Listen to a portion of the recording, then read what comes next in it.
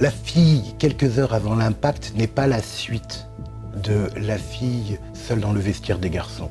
Simplement, je me suis amusé à quelque chose. Des personnages qui étaient les personnages principaux dans le premier roman sont devenus des personnages secondaires.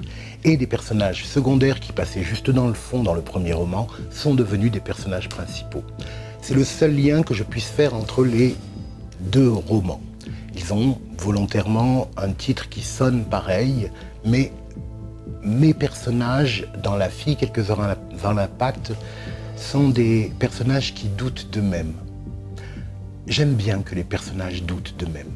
Les gens qui sont toujours sûrs d'eux me cassent un peu les pieds, pour ne pas dire davantage. Je déteste les gens qui ne doutent jamais.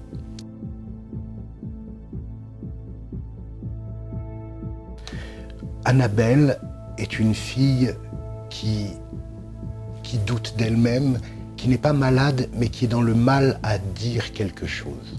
En 5 heures de temps, un vendredi soir, alors que tout le lycée, le collège va se rendre à un concert de rock'n'roll qui est donné ce soir en ville, des règlements de compte vont avoir lieu entre des adultes, entre des adolescents. De leurs comptes amoureux, leurs comptes de racisme, leurs comptes de haine.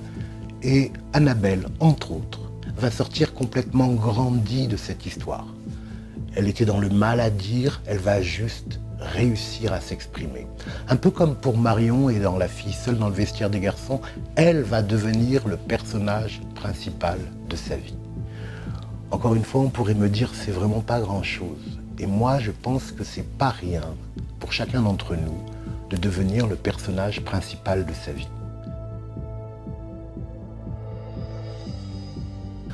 La musique, c'est pas pour faire jeune. Nous, pour emballer les filles, quand on était au lycée, on faisait des groupes de rock'n'roll. Pour faire danser les copains et les copines. Pas pour en faire une carrière. J'avais un accent pied noir pas possible qui faisait exploser de rire absolument tout le monde. Mais on jouait du rock'n'roll. La musique est présente dans mon écriture, dans mes scénarios, et elle est même présente pendant que j'écris.